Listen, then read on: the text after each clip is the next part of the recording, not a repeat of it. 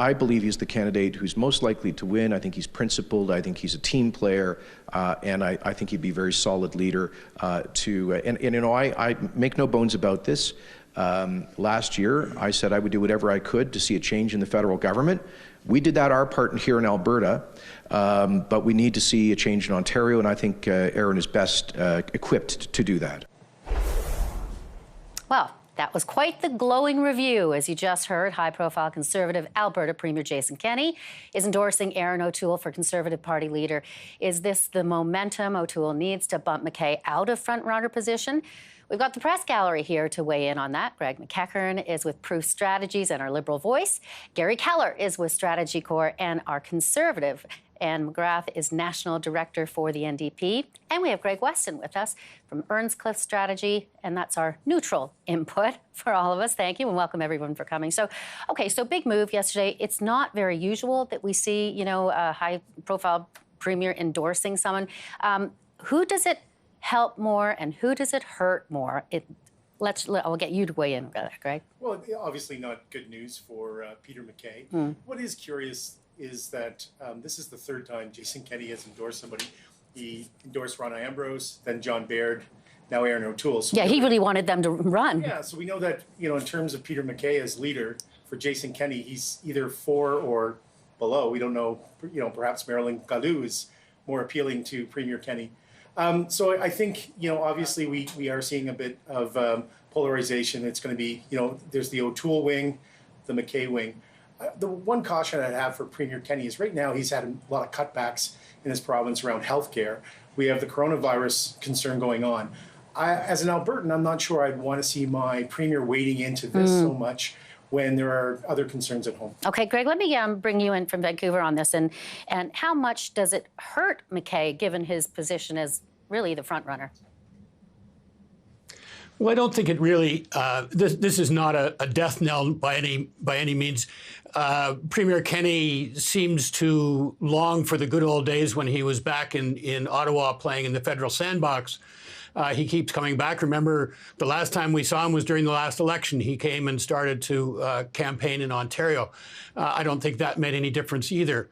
I think what we're seeing is a party that keeps claiming that it is united, and yet we still see very clearly the two factions of the party, which is the old Reform Alliance group, which would Premier Kennedy would be part of that, and of course Peter MacKay, having been the head of the last vestiges of the Progressive Conservative Party.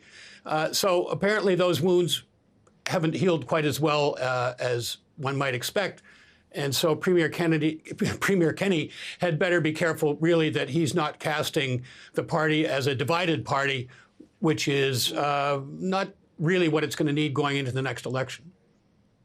Yeah, two different poles of the Conservative Party. But let's hear what Peter MacKay had to say about this.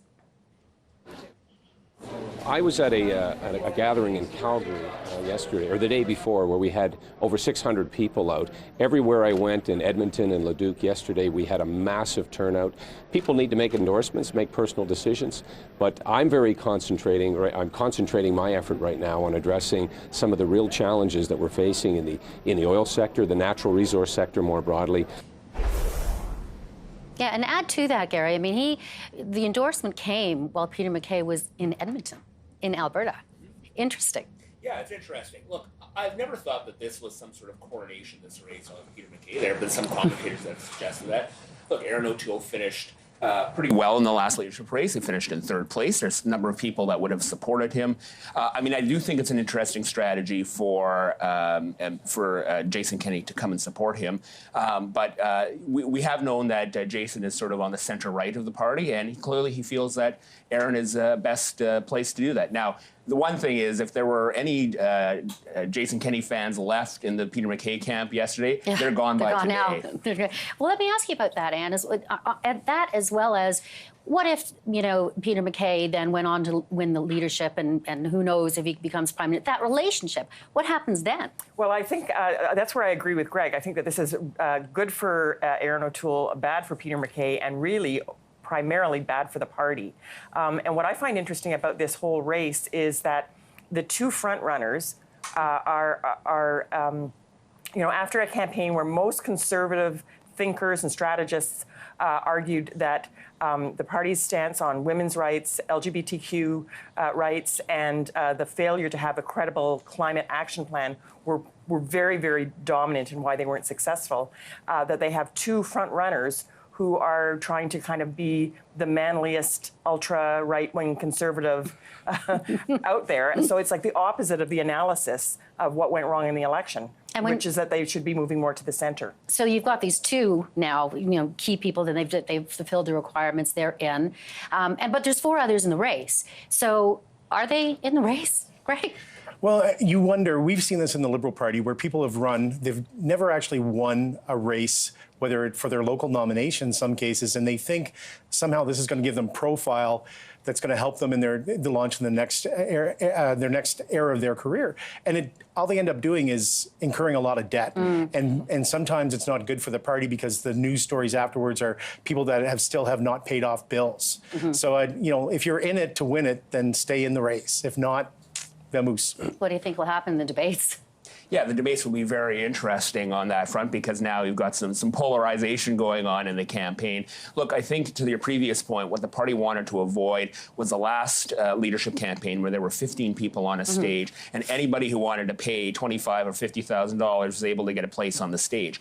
The rules are stringent, $300,000 where you can only raise $25,000 yourself at $1,600 a pop, and no corporate donation, no union donations. That's a tough bridge to cross. So I have questions whether or not anybody else will be able to actually meet the stringent requirements. That's by design. I think most everybody I've talked to in the party has said they wanted those rules to limit it to a real strategic race, especially over a short period of time. And remember, there's only 5 weeks to go to sell memberships. So that's why the timing of Jason Kenney's announcement is of importance to the Erin O'Toole camp. Well, let me ask you this, Greg, to you. When John Baird said that he was not going to run, a lot of people said, analysts and pundits said, gee, that's too bad because it would have made it more interesting.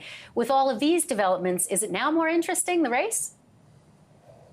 Well, it's certainly narrowing into a two-person race.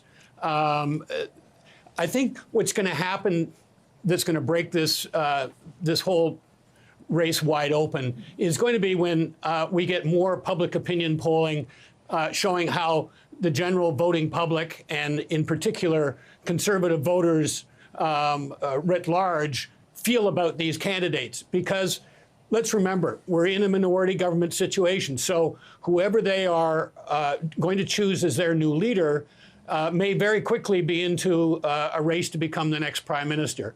And in the end, I think that the reason that Andrew Scheer is being replaced as leader is a sufficient number of conservatives reached the conclusion they couldn't win the next election with him. So it's hard to imagine that the party is going to rush out and choose another leader who is less likely to win than one of the other candidates. So we still have yet to see that dynamic. But this very clearly, right now, anyway, we're seeing the emergence of a two, possibly three-person race here. Okay, I want to switch gears just for a minute. The government's COVID-19 response, there was a lot of activity today. We heard from Finance Minister Bill Morneau this morning that the federal government will soon announce support for Canadians in quarantine and will also increase its risk adjustment provision in the upcoming budget. So let me ask the panel about this. Anne, I'll begin with you. I mean, we heard a lot of promises, not a lot of detail on that front. Well, what I got from Minister Morneau's speech this morning was that he made an announcement that next week he'll make an announcement. Yeah. There was absolutely nothing there. I think people were expecting him to maybe say what date the budget would be coming out or something like that, but it was pretty empty in a lot of ways. There are things that the federal government can and should be doing about this. I mean, certainly more protection for frontline healthcare workers who are often the most affected and certainly were during SARS. Absolutely, they should be looking at things like how to, if you're going to tell people to self-quarantine for 2 weeks, you have to make sure you give them protection and support in that. And so people will take a big financial hit if they don't have those kind of sick days. And so they have to do something about that. And I think that following on the Bank of Canada's decision to drop the interest rate, I think that they should be looking at an economic stimulus package because there are going to be economic consequences to this. And again, on that front, I mean, they indicated that's a possibility, but we didn't hear anything specific. So, I mean, in terms of Canadians listening to this, is there reassurance when he uses words like fiscal firepower, that we're here, that we're well positioned? So here's the thing with the financial situation and the deficits that the Liberals have run from 2015 to 2019. You know, you're supposed to, save in the good times and spend in the bad times. Well, the Liberals spent a lot of money, a lot of billions of dollars. They were supposed to balance the budget last year. They didn't do it. And that money was supposed to go to stimulate the economy in the good times. And we still have this massive budget deficit that isn't going to be fixed until 2040 at the very least. Now, at a time when we may need that economic stimulus, it's going to just add upon on the deficit. So there will be accusations that the government has not handled this well from a financial situation. From a communications standpoint, there's always a challenge. I don't want to be, hindsight is 2020 on these things, but I thought it was interesting. Patty Hyde, who's been very good until recently, I found on her communications, very clear. Her statement about everyone should stock up on supplies. Some people have asked whether or not it's going to lead to hoarding. I think those are fair questions to ask. But I will say this: it is difficult in a situation like this, health situation like this, to have message continuity between 10 provinces, a federal government. So I don't want to look to hindsight too much. Sure. But no fewer than 5 ministers out on that today. It was interesting. I want to thank the panel. We're going to have to leave it there.